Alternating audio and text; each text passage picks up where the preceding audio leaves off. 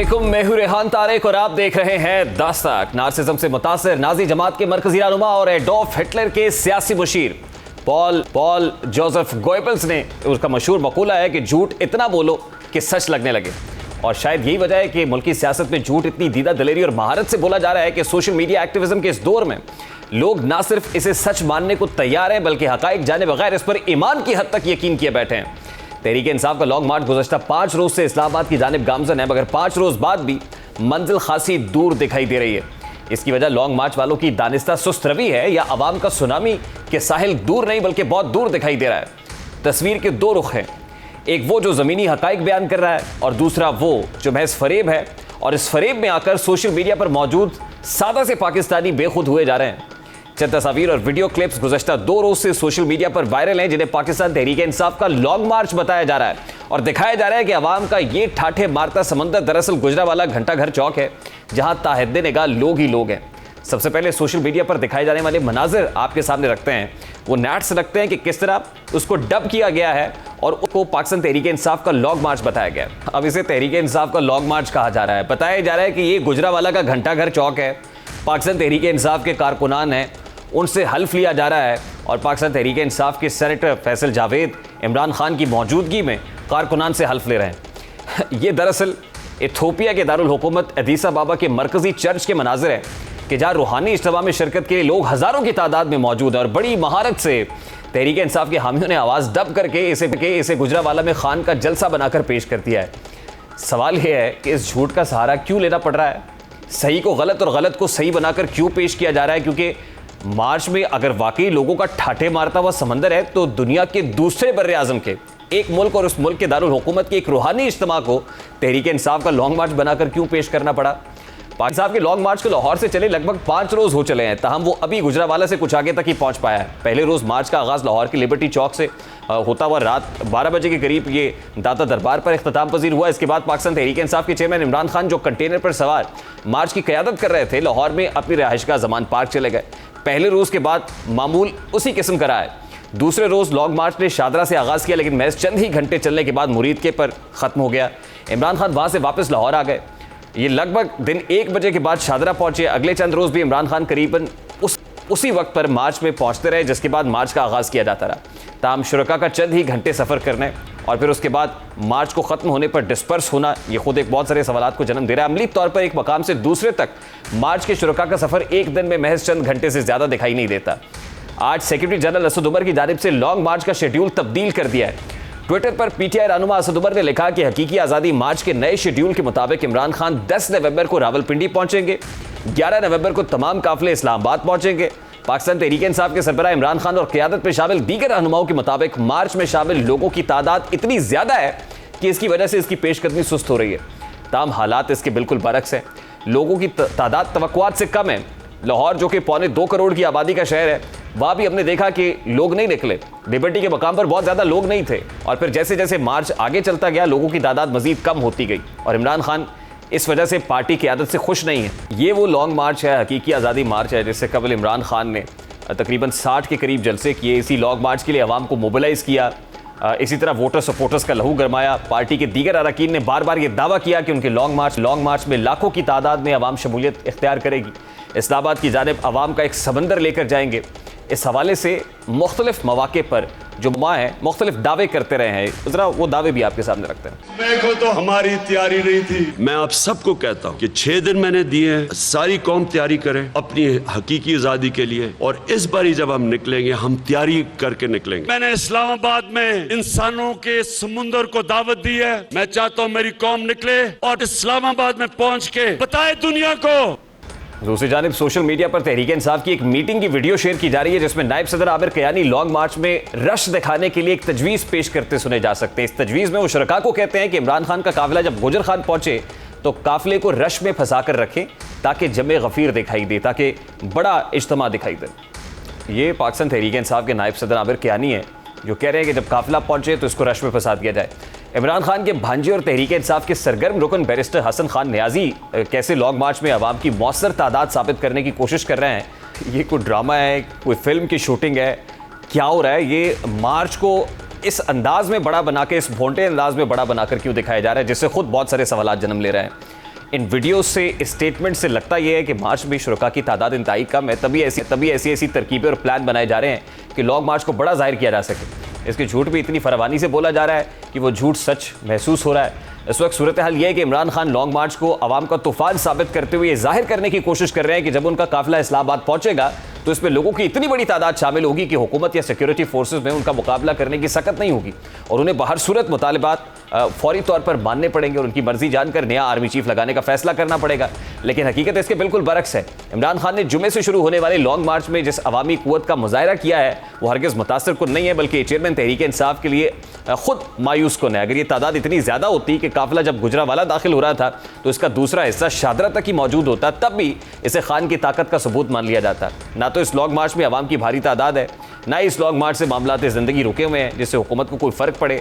Long मार्च की रफ्तार इतनी सुस्त है कि दिन में बमुश्किल ही 3-4 घंटे और चंद किलोमीटर जारी रहने के बाद सिमट जाता है। इसीलिए तहरीक इंसाफ के मुखालिफिन इस लॉन्ग मार्च को पार्ट टाइम मार्च करार दे रहे हैं। मरियम नवाज ने इस मार्च क्या कहा, जरा वो भी आपके सामने रखता है।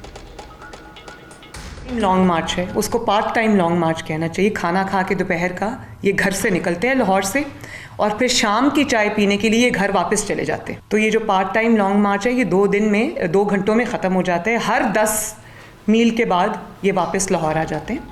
और मरियम नवाज के कहने के ऐन मुताबिक इमरान खान भी इस बात का इजहार कर रहे हैं कि लॉन्ग मार्च 10 माह तक चलेगा। 10 माह तक ये तहरीक चलेगी। आज उन्होंने लॉन्ग मार्च से खिताब करते हुए ये बात कही है कि कोई ना समझे कि तहरीक खत्म हो जाएगी। ये तहरीक जब तक इलेक्शन नहीं होंगे तब तक चलेगी और साथ ही एक टाइम फ्रेम भी दे दिया है कि इस तहरीक को 10 माह तक जारी रखेंगे। अब सवाल यह है कि इमरान खान का ये मार्च लॉन्ग मार्च है, ये आइंदा इंतखाबात की तैयारी है, कोई इलेक्शन कैंपेन है जो 10 महीने तक जारी रहेगी, क्योंकि 10 महीने बाद जो है वो आम इंतखाबात होने हैं।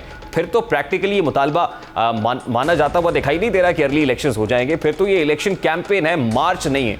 दूसरी जानिब तहरीक इंसाफ के 3 से 4 घंटे जारी रहने वाले मार्च पर 5-10 लाख नहीं बल्कि रोजाना 430 लाख का खर्च होने का इंकशाफ हुआ है।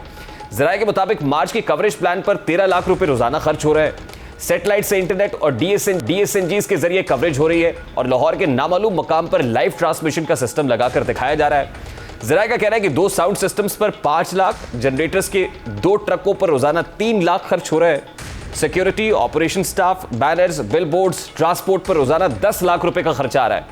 ज़राए के मुताबिक लॉन्ग मार्च के 5वें रोज तक 2 करोड़ 15 लाख खर्च हो चुका है। 7 रोज की मीडिया कवरेज के सैटेलाइट सिस्टम के लिए 1.25 करोड़ रुपए तय हुए थे।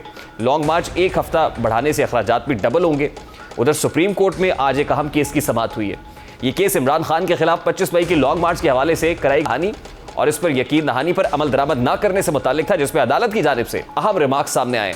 इमरान खान को तौहीन अदालत का नोटिस होना चाहिए मगर बहुत तहम्मुल से काम ले रहे हैं। आज चीफ जस्टिस उमर अता बंदियाल की सरबराही में सुप्रीम कोर्ट के 5 रुकनी लार्जर बेंच ने इमरान खान के खिलाफ तौहीन अदालत की दरखास्त पर समाअत की। PTI वकला बाबर अवान और फैसल चौधरी की तरफ से सदर सुप्रीम कोर्ट बार एहसन खून पेश हुए और कहा कि बाबर अवान और फैसल चौधरी ने जवाब जमा करा दिया है। चीफ जस्टिस ने कहा कि दोनों वकला के जवाब बज़ाहिर मुनासिब हैं, जिनका जायजा बाद में लेंगे, पहले हुकूमती वकील का मौक़िफ़ सुन लेते हैं। Additional attorney general Aamir Rahman ने बताया कि इमरान खान ने किसी भी यकीन दहानी और अदालती हुक्म से भी लाइलमी का इजहार किया है। हालांकि इमरान खान की जानिब से यकीन दहानी कराई गई थी कि 25 मई को पहला अदालती हुक्म दिन 11 बजे दिया गया, दूसरा शाम 6 बजे। चीफ जस्टिस ने कहा कि दोनों अहकामात के दरमियान का वक्त हिदायत लेने के लिए ही था, लेकिन अदालत को नहीं बताया गया कि हिदायत किससे ली गई है। अगर किसी से बात नहीं हुई थी तो अदालत को क्यों नहीं बताया गया, इस बात की वजाहत तो देनी ही पड़ेगी। इमरान खान को अदालती हुक्म का कैसे इल्म हुआ? यकीन दहानी PTI की आला क़यादत की जानिब से कराई गई थी। PTI की आला क़यादत का आगाज़ इमरान खान से होता है। वकील एहसन भून ने कहा कि अदालत ने हुकूमत को वकला की इमरान खान से मुलाकात कराने का हुक्म दिया, लेकिन हुकूमत ने वकला की इमरान खान से मुलाकात का बंदोबस्त नहीं किया। चीफ जस्टिस ने पूछा कि वकला का राब्ता नहीं हुआ था तो यकीन दहानी किस तरह से कराई गई? क्या वकला की किसी सीनियर लीडर से बात नहीं हुई थी? क्या टेलीफोनिक राब्ता भी नहीं किया गया था? वकील फैसल चौधरी ने कहा कि इमरान खान सफ़र में हो तो जैबर साथ होते हैं। मेरा असद उमर और बाबर अवान से राब्ता हुआ तो उन्हें अदालती कार्रवाई से आगाह किया।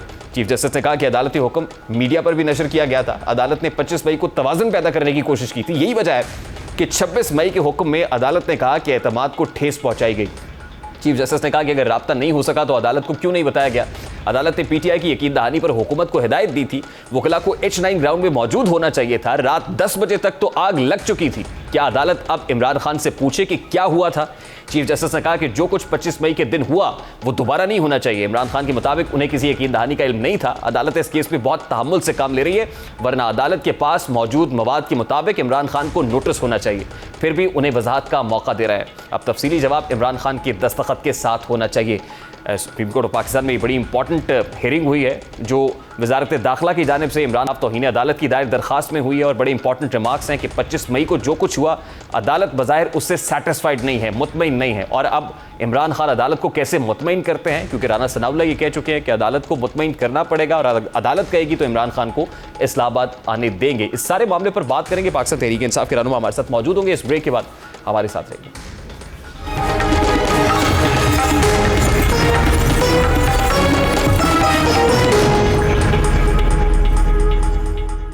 Welcome back. इस वक्त पाकिस्तान तहरीक इंसाफ के रहनुमा रियाज फतियाना साहब ने भी ज्वाइन किया है। अस्सलाम वालेकुम रियाज फतियाना साहब, बहुत बहुत शुक्रिया आपके वक्त के लिए। सर, सबसे पहले तो बड़ा सादा सा सवाल है, 5 रोज से आपका मार्च सड़कों पे है। इमरान खान साहब आते हैं, खिताब करते हैं, उसके बाद वापस चले जाते हैं। ये जो सोशल मीडिया के ऊपर डिफरेंट वीडियो क्लिप्स और पिक्चर्स वायरल हो रही हैं, इसमें यह भी लिहाज नहीं रखा मार्च को दिखाने के लिए आपने बर-ए-आज़म अफ्रीका के एक मुल्क इथोपिया के दारुल हुकूमत अदीस अबाबा की कुछ वीडियो क्लिपिंग्स उनके रूहानी इज्तिमा की आपके लोगों ने उठाई और उनको सोशल मीडिया पर इतना वायरल किया कि दिखाया कि और डब भी कर दिया कि ये तो हकीकी आज़ादी मार्च है। यानी मुझे फिर वो गोयबल का मकोला याद आ गया कि झूठ इतना बोलो कि सच लगने लगे। Is it justified? पहली बात यह है कि ये पहला लॉन्ग मार्च है जिसमें लोग पैदल चल रहे हैं। पहले गाड़ियों पे और बसों पे लोग मूव करते थे। जब लाहौर लिबर्टी चौक से ये मूव शुरू हुई है तो आपने देखा होगा लोग पैदल उनके आगे चला। अब कैसे लोगों को धक्के दे के अच्छा फतियाना साहब, फैक्ट्स जो है ना वो डिस्टॉर्ट नहीं होने चाहिए। लोग चलते होंगे, ये उतने मुतल्लिका डिस्ट्रिक्ट्स के लोग आते हैं, उस मकाम पे पहुंचते हैं जहां इमरान खान साहब ने खिताब करना होता है, उसके बाद डिस्पर्स हो जाते हैं। ये पता नहीं कौन से लोग चल रहे हैं इस काफिले के साथ। ये स्ट्रेटेजी है हमारी, यही तक अनोखे अंदाज का लॉन्ग मार्च है कि हर जगह पे रात को हम ब्रेक करते हैं, सुबह दोबारा स्टार्ट करते हैं। बजाय लोग सड़कों पर सोएं, उसकी बजाय हम चाहते हैं कि लोग घरों को लौट जाएं, सुबह फ्रेश अप होकर फिर वापस आ जाएं। फिर शाम तक लॉन्ग मार्च चलता है अगली मंजिल तक, फिर वो घरों को लौट जाते हैं, फिर नए लोग आते हैं फ्रेश अप होकर। तो ये एक अपना नए अंदाज का लॉन्ग। फतियाना साहब, आप बड़े सीजन पॉलिटिशियन हैं, अब आप हमें नया अंदाज बता रहे हैं इस मार्च का। आप बड़े सीजनड हैं, आप बड़े सीनियर सियासतदान हैं। सर, आज इमरान खान साहब ने ये कहा है कि ये 10 रोज तक भी 10 माह तक जो है ये हकीकी आज़ादी की तहरीक जारी रहेगी 10 माह तक। तो इसको हम फिर इलेक्शन कैंपेन समझें या लॉन्ग मार्च समझें? देखिए, हम तो लॉन्ग मार्च कर रहे हैं हकीकी आज़ादी के लिए, हकीकी जमहूरियत के लिए और फ्री फेयर ट्रांसपेरेंट इंतखाबात के लिए, जो कि कौम यही चाहती है, जिसका 2 दफ़ा रेफरेंडम के ज़रिए कौम अपनी राय का इजहार कर चुकी है। 17 जुलाई को पंजाब के 20 हलकों में 75% रिजल्ट देकर, और जब हुकूमतें दोनों इनकी थी, इदारे इनके साथ थे सारे, और दूसरे मरले में 16 अक्टूबर को आपने देखा अगेन, और सारे इंतखाबात जहाँ जहाँ इमरान खान इलेक्शन लड़ा है वहाँ वो जीते हैं। एक कराची का NA 237 जहाँ पे धांधली हुई है। लेकिन फतियाना साहब, हुकूमत मानने को तैयार नहीं है ना। अर्ली इलेक्शंस के लिए तो हुकूमत तैयार नहीं, ना सिर्फ हुकूमत तैयार नहीं है बल्कि मुक्तदिर हल्के भी अब आपसे पहले तो मुज़ाकरात कर रहे थे, अब उन्होंने भी एब्सोल्युटली नॉट का बोर्ड लगाया हुआ है। गुजारिश ये है कि अल्लाह के बाद सबसे बड़ी ताकत अवाम की होती है। अवाम सड़कों पर है, अवाम आपके साथ है नहीं? हमारे साथ ही अवाम है। हमारा अपना अभी देखें साउथ पंजाब, हमारा अपना फैसलाबाद डिवीजन, हम सब घरों में बैठे हुए हैं। हमें कहा गया है मैं यही तो कह रहा हूं ना सर कि आप लोग घरों में बैठे हुए हैं, आपके सोशल मीडिया कीबोर्ड वॉरियर्स को इथोपिया के दारुल हुकूमत की तस्वीरें और वीडियोस लगानी पड़ रही हैं। वो मेरा ख्याल एक आध मुमकिन है किसी मेहरबान ने ऐसा कर दिया, दिखा रहे हैं स्क्रीन पे। पॉसिबिलिटी है नून लीग के, नहीं वो ज़्यादा पॉसिबिलिटी है कि नून लीग के किसी प्लांटेड बंदे ने ऐसी वीडियो शेयर की हो ताकि हमारी इस क्रेडिबिलिटी को खराब किया जाए। कतई तौर पर हमारी जो अपनी मीडिया टीम है उसमें कतई तौर पर उसके अरसलान उसके चेयर करते हैं उसको पूरे सेल को। कतई एक भी वीडियो आई इमरान खान ऑफिशियल या पाकिस्तान तहरीके इंसाफ की ऑफिशियल से ऐसा कोई वीडियो हमने शेयर ऐसी नहीं की। इसका मतलब ये है कि ये साजिश हो रही है तहरीके इंसाफ के खिलाफ। और दूसरी बात ये है कि ये हमारी स्ट्रेटेजी है। और अभी साउथ पंजाब, सिंध, बलूचिस्तान, खैबर पख्तूनख्वा, आज़ाद कश्मीर, गिलगित बल्तिस्तान, कहीं से भी लोग, इवन हमारा फैसलाबाद डिवीजन हमें कहा गया अपने घरों में स्टे करें, आप अगले टाइम पे आपको बताएंगे। अभी सिर्फ ओनली 2 डिवीजन इसमें मार्च में हिस्सा ले रहे हैं, एक लाहौर डिवीजन, दूसरा गुजरांवाला डिवीजन। तो फतियाना साहब ये स्ट्रैटेजी असल में है क्या, इसको जरा अनलीश कीजिएगा ना। आज भी एक नया शेड्यूल असद उमर साहब ने दे दिया है कि आप तकरीबन 11 तारीख को इस्लामाबाद जाके पहुंचेंगे। इस्लामाबाद जब आप पहुंचेंगे तो इससे पहले अगर वो फैसला हो गया, जो फैसला आप चाहते हैं कि हुकूमत अपनी मर्जी से नहीं बल्कि आपकी मर्जी से करे, अगर पहले ही हो गया तो फिर आप तो मार्च रास्ते में रह जाएगा। नहीं तो फिर मैच की जरूरत ही क्या है। मार्च तो हम इसलिए कर रहे हैं कि ये सफारत का धड़न तख्ता किया जाए, घर भेजा जाए, क्योंकि इम्पोर्टेड और एक गासिब हुकूमत है जो एक साजिश के तहत आई है। अवाम इसको पसंद नहीं करती, महंगाई, गुर्बत, बेरोजगारी, बिजली के बिल, मार्च से तो सर हुकूमत का धड़न तख्ता नहीं होता है। इवन उस 126 रोज के धरने से भी हुकूमत का धड़न तख्ता नहीं हुआ था जो आपने अंपायर के साथ मिलकर किया था। अब तो अंपायर के साथ नहीं है। अगर चाइना की बादशाहत के खिलाफ एक लॉन्ग मार्च मौजे तुम करते हैं और वो कामयाब हो जाता है, दुनिया के जहाँ भी लॉन्ग मार्च हुआ है वो कामयाब हुआ है, अल्टीमेटली वो कामयाब हुआ है। और अगर हुकूमत पहले हमारी बात से इत्तेफाक करते हुए इंतखाबात का ऐलान कर देती है तो इस पर गौर किया जा सकता है। फिर हमें फिर क्या जरूरत है मार्च करने की? हमारी हुकूमत ऐलान नहीं कर रही, इसलिए तो आपने मार्च को अनाउंस किया। यानी आखिरी ट्रम्प कार्ड था जो आपने खेल दिया है। जो कोई ऐसी बात नहीं है, और बहुत सारे कार्ड हमारे पास हैं। अभी पहले मरले में हम जब कॉल आएगी, फाइनल कॉल तभी आई नहीं। अभी तो ये ट्रेलर चल रहा है, अभी तो आपने देखा है, अभी तो कुछ भी नहीं है। अभी तो वो लोग जो साथ के शहरों के देहात के वो पैदल चल रहे हैं। पैदल कभी ऐसा हुआ ही नहीं कहीं पैदल लोग चल रहे हो। और ये मोहब्बत का इजहार है इस लॉन्ग मार्च के साथ। आप ये कह रहे हैं कि अभी फाइनल कॉल नहीं आई, फाइनल कॉल किसके लिए आएगी और कब आएगी? फाइनल कॉल आएगी, बहुत जल्दी आएगी। अगर 11 नवंबर की बात है, जो अगर ये लाहौर का काफिला पहुंच गया रवात तक, फिर फाइनल कॉल होगी। देन खैबर पख्तूनख्वा, गिलगित बल्तिस्तान, आज़ाद कश्मीर, पंजाब, साउथ पंजाब, हमारे सारे डिवीजन जो घरों में बैठे हुए हैं, सरगोदा डिवीजन, फैसलाबाद डिवीजन, मुल्तान, ये आपका सर ये लाहौर वाला काफिला तो 5 रोज के बाद भी गखड़ पहुंचा है। अभी रावाली क्रॉस करके गखड़ पहुंचा। आप इस्लामाबाद पहुंचने की बात कर रहे हैं, ये तो 10 महीने बाद ही पहुंचेगा फिर इस्लामाबाद। आराम से बैठे हैं ना हम सारे लोग अपनी अपनी एक्सरसाइज कर रहे हैं, होमवर्क कर रहे हैं, तैयारी कर रहे हैं अगले युद्ध की जो इस्लामाबाद पिंडी होना है। और जब फाइनल कॉल आएगी तो फिर आप देखेंगे हर तरफ से लोग उमड़ आएंगे और वो मजमा लाखों को क्रॉस कर जाएगा। अभी तो हम एक एंजॉय कर रहे हैं और उनको दिखा रहे हैं कि हम तो अभी स्टार्ट ले रहे हैं। और ये ट्रेलर है, मैंने अर्ज किया। अभी लॉन्ग मार्च बाकायदा प्रॉपर आखिरी दिन की तो कॉल आई नहीं। जब कॉल आएगी तो फिर दुनिया की कोई ताकत, कोई बड़े बड़े कंटेनर, कोई दीवारें, कोई सलाखें, कोई टीयर गैस रोक नहीं पाएगी। कोई वो उसके लिए क्या आपको बंदूकें और तोपें लेके आ रहे हैं, कोई बम बांध के आ रहे हैं? नहीं, हम अल्लाह ताला और अवाम की ताकत पे पुरअमन एहतजाज कर रहे हैं, पुरअमन मार्च कर रहे हैं। कतई तौर पर ना हमारे पास असला है, ना हमारा ऐसा कोई इरादा है, ना हम लड़ना चाहते हैं किसी से। आइन के आर्टिकल आप देखें ना, 15 से लेकर 18 तक और से पढ़ें, उसमें जगह जगह इसी बात का जिक्र है। Freedom of expression, freedom of article 19A तक चले जाएं।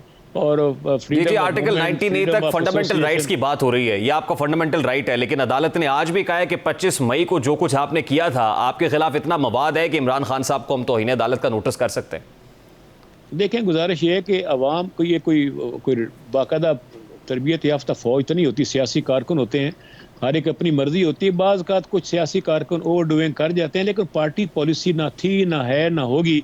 हम कतई तौर पर पुरअमन मार्च कर रहे हैं, अपना हक ले रहे हैं। आइनी हक है, दुनिया की इस तमाम रियासतों में अवाम को हक हासिल है, तमाम आइन देते हैं। जहाँ जहाँ जमहूरियत है, या तब कह देना कि पाकिस्तान बर्मा है या कोई अफ्रीका का मुल्क है या मिडल ईस्ट का मुल्क है। आपने तो साबित कर दिया सर आपके लोगों ने कि पाकिस्तान इथियोपिया का दारुल हुकूमत अदीस अबाबा है, जिस तरह की वीडियोस आ रही हैं। मैंने पहले वजाहत कर दी कि ऐसी कोई वीडियो हमारे ऑफिशियल पेज पर हमारे एडमिन ने शेयर नहीं की।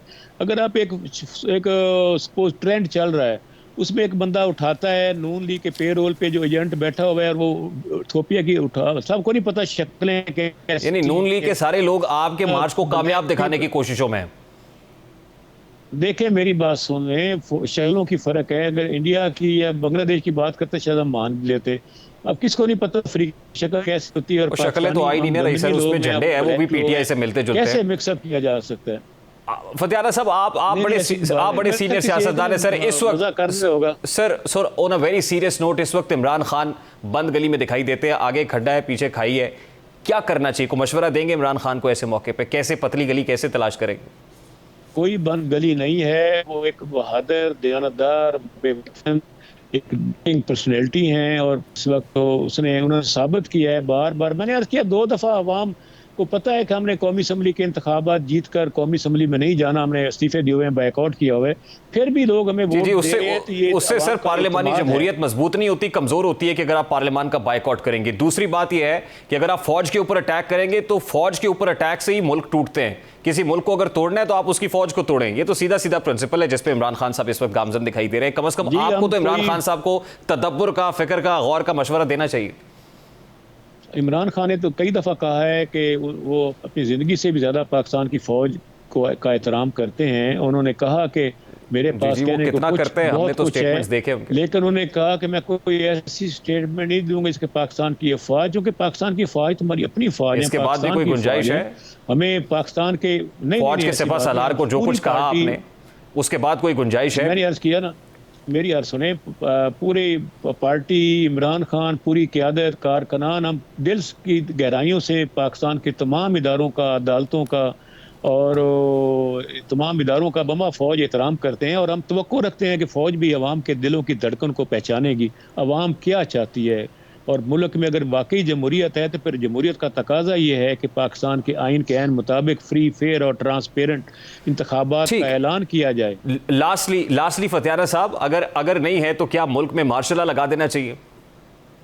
कतई नहीं, मार्शल लॉ की कोई गुंजाइश आइन में नहीं है और हम सिर्फ और सिर्फ जमहूरियत की मांग कर रहे हैं।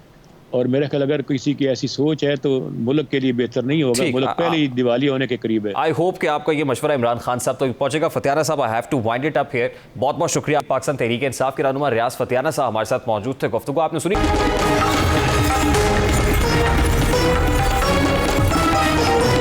चेयरमैन तहरीक इंसाफ इमरान खान एस्टैब्लिशमेंट की तरफ से इनकार के बाद एक नया बयानिया बनाने की कोशिशों में है और इस वक्त वो ये नैरेटिव बिल्ड कर रहे हैं कि असल में अब वो जब आएंगे तो एस्टैब्लिशमेंट की मदद से नहीं आएंगे। इसमें इस बात का एतराफ़ भी है, इदराक भी है, इकरार भी है कि पहले जब वो आए हैं वो एस्टैब्लिशमेंट की मदद से आए हैं। एक नया बयानिया जो बनाने में मसरूफ़ है वो इस बात की ख्वाहिश का भी इजहार कर रहे हैं कि उनके साथ एस्टैब्लिशमेंट की बेसाखियाँ नहीं होंगी, एस्टैब्लिशमेंट की मदद या फिर उनकी कुमक के साथ नहीं आएंगे। इससे पहले ये किस तरह प्रूव हुआ है कि 2018 के इंतखाबात के अंदर बेसाखियाँ मिली? खुद पाकिस्तान तहरीक इंसाफ के मुनहरिफ लोगों ने इस हवाले से क्या कहा, जरा उसकी एक झलक आपके सामने लगता है। जहांगीर तरीन साहब जो बड़े मुवद्दो मावन थे, मददगार थे इमरान खान साहब के, वो क्या कहते रहे। अब ये वो सारी रुदाद के जिसके जरिए से इमरान खान साहब 2018 का इंतखाब जीत के प्राइम मिनिस्टर बने। इमरान खान साहब ने बरतानवी नशरियाती इदारे BBC को एक इंटरव्यू दिया है और अब किस ख्वाहिश का इजहार कर रहे हैं। 2018 का इलेक्शन किसी ने जिताया नहीं था, उसका काउंटर तो जहांगीर तरीन ने दे दिया। अब इलेक्शन जीतने के बाद हुकूमत कैसे चलती रही है, इमरान खान के अहम इत्तेहादी पंजाब के वजीर आला चौधरी परवेज इलाही साहब ने उसका राज भी आशिकार किया। ना सिर्फ ये कि एस्टैब्लिशमेंट की मदद के बगैर आने का कह रहे हैं, बल्कि ये भी दावा कर रहे हैं कि 2/3 मेजॉरिटी के साथ आएंगे। इस हवाले से भी एक दावा है इमरान खान साहब का, जरा वो दावा भी आपके सामने रखें। शिकस्त देनी है कि अगले इलेक्शन में आपने 2/3 अक्सरियत तहरीक इंसाफ को दलवानी है। आखिरी पेशा मारेगा इमरान खान, 2/3 से ज्यादा अक्सरियत से कामयाब होके आएगा। आप इंतखाबात होंगे और जल्द इमरान खान 2/3 से ज्यादा इंशाल्लाह। इमरान खान साहब का पूरा पॉलिटिकल करियर एस्टैब्लिशमेंट की मदद का मरहून मिन्नत रहा है। ये हम आपको कई बार बता चुके हैं। इमरान खान साहब 92 के वर्ल्ड कप में जब आए बतौर कप्तान, तो कप्तान वापस लाने वाले टीम के अंदर इमरान खान साहब को जनरल ज़िया-उल-हक थे। मुशर्रफ के रेफरेंडम में इमरान खान साहब कहाँ खड़े थे, नवाज शरीफ के अगेंस्ट 93 में क्या हुआ था, उस वक्त इमरान खान साहब कहाँ खड़े हुए थे। फिर यकीनन जब 2014 का धरना हुआ तो उस वक्त एक मीटिंग हुई थी लंदन के अंदर। उसके बाद किसने मदद की, उस हवाले से कुछ बातें तो कल मरियम नवाज साहिबा ने अपने प्रेसर में भी बताई हैं। हमारी ज़बान से क्या, ज़रा मरियम नवाज साहिबा से सुन लेते। कोई इस्टेब्लिशमेंट ढूंढ रहा है जो इसके हाथ बन जाए, जो इसके आंखें बन जाएं, जो इसके नाक बन जाएं, जो इसके कान बन जाएं। रात के अंधेरे में जिनके पांव पकड़ता है, दिन के उजाले में ये उनके गिरेबान पकड़ता। आपकी बैसाखियां जिस पे आप 4 साल खड़े रहे, उन बैसाखियों के भी अहल नहीं थे। आप इतने ना अहल और ना लायक शख्स थे कि बैसाखियां भी आपको खड़ा नहीं कर सकते। हर रोज कहते हैं मैं बड़ा मकबूल हूं, तो अगर इतनी मकबूलियत पे आपको अपनी मकबूलियत पे आपको इन्हिसार है तो क्यों बार बार न्यूट्रल से फरियादें कर रहे हैं। अब एस्टैब्लिशमेंट की मदद के बगैर हुकूमत चाहिए। इमरान खान अब एंटी एस्टैब्लिशमेंट बनने की कोशिश कर रहे हैं, दिखावा कर रहे हैं। क्या है, इमरान खान के पुराने साथी करीब रहने वाले, जिन्होंने उनके पॉलिटिकल करियर की उड़ान देखी है, उठान देखी है, पाइनियर्स में से है पाकिस्तान तहरीक इंसाफ के बानी रहनुमा अकबर एस बाबर साहब ने हमें ज्वाइन किया है। अस्सलाम वालेकुम अकबर साहब, बहुत बहुत शुक्रिया आपके वक्त के लिए। अकबर साहब, thank you very much for giving us your precious time. Sir, ये इमरान खान साहब की ख्वाहिश है कि अब की बार वो आएंगे तो इस्टेब्लिशमेंट की मदद के बगैर आएंगे। मैं ये चाहता हूँ, क्योंकि इमरान खान साहब का जो पॉलिटिकल करियर है, उनको इन द वेरी बिगिनिंग आप उनके साथ थे, आप समझते हैं, जानते हैं, क्या इमरान खान साहब की सियासत कभी भी इस्टेब्लिशमेंट के बगैर रही? बिस्मिल्लाहिर्रहमानिर्रहीम, बहुत शुक्रिया। इसमें मुख्तलिफ फेजेस आए और ये जो अब इन्होंने बयानिया भी देना शुरू किया है, इसका बुनियादी मकसद ये है कि एक एंटी एस्टेब्लिशमेंट नैरेटिव से वो समझते हैं कि उनकी पॉपुलैरिटी बढ़ रही है, जिसकी वजह से वो ज़ाहिरन पब्लिक व्यू में ये बातें कर रहे हैं, लेकिन अंदर खाना हमको भी, मुझे भी पता है, आपको भी पता है, पूरे पाकिस्तान को पता चल रहा है कि वो अभी भी बेसिकली ये जो तमाम इन्होंने वावेला बनाया हुआ है, वो ये कह रहे हैं इस्टेब्लिशमेंट को कि मुझे दोबारा ओन कर लो, इनको निकाल दो और उसके बाद हम सब खुशी खुशी दोबारा हुकूमत करेंगे। बेसिक मकसद उनका पावर में आना है। लेकिन जहाँ तक पीटीआई की हिस्ट्री है, तो पीटीआई के जो शुरू के जो चंद साल थे, उसमें यकीनन इस्टेब्लिशमेंट का एक रोल था और फिर उसके बाद वो रेफरेंडम तक चला जनरल मुशर्रफ के, और फिर 2002 के इलेक्शंस। उसके बाद फिर मेरा और इनकी एक बड़ी क्रूशल एक मीटिंग हुई, जिसमें मैंने कहा कि अगर आपने चेंज लाना है तो पब्लिक सपोर्ट और यंग यूथ को मोबिलाइज करना है, और उनकी सपोर्ट के बगैर आप ये बड़ी चेंज हम नहीं ला सकते, क्योंकि पाकिस्तान में पॉलिटिक्स में और वैसे भी बहुत माफियाज हैं और वो बहुत पावरफुल हैं। तो अगर आपने चेंज लाना है, you have to have the backing of the people and particularly the youth. तो वो फिर 10 साल जो मैं कहता हूँ हमने इनकी इसकी ब्रांडिंग की बिटवीन 2002 एंड 2011, ये उसकी एक पॉलिटिकल ब्रांडिंग की कि हियर इज अ रेबल, ये ग्रीन पासपोर्ट, हम अपने आप को आज़ाद करेंगे, हम मुल्क को एक खुद मुख्तार मुल्क बनाएंगे, हम किसी के क्रचेस पे नहीं होंगे, हम अपने अंदरूनी मामलात पे फोकस करेंगे, हम लोगों की वेलफेयर, एजुकेशन, हेल्थ, रोजगार, इकोनॉमी, आपकी इस 10 साल ब्रांडिंग के बावजूद, मुझे कहने दीजिए, let me be very honest, कि इसके बावजूद भी इमरान खान शायद वजीर आजम नहीं बन सकते थे। 2014 के बाद फिर जहांगीर तरीन उनको मिल गए। मतलब जहांगीर तरीन साहब ने मशवरा क्या दिया था वो हमने चला दिया है कि भाई खान साहब आप वजीर आजम नहीं बनेंगे जब तक आप इन लोगों को, इलेक्टेबल्स को साथ नहीं मिला। फिर जो कुछ हुआ उस मशवरे के बाद इमरान खान वजीर आजम बन गया। अगर आप 10 साल और भी लगे रहते इसी ब्रांडिंग के साथ, तो इमरान खान ने वजीर आजम तो नहीं बनना था फिर। I disagree. वो इस वास्ते कि 2011 में जो पब्लिक एक सपोर्ट आई, ये जो सो कॉल्ड एस्टैब्लिशमेंट के जो पॉलिटिशियंस हैं जिनके नाम अभी आप ले रहे थे, इनको पॉपुलिस्ट लीडर बना देना, नहीं बना सकते। पॉपुलर एक अब वो आई थी, उसकी एक स्ट्रैटेजी थी। स्ट्रैटेजी क्या थी कि केपी में जो वोटिंग पैटर्न है बड़ा डिफरेंट है। वहाँ हर किसी को जब एक दफ़ा लोग तय हो जाए कि हमने इसको वोट देना, वो देते हैं इररिस्पेक्टिव क्या।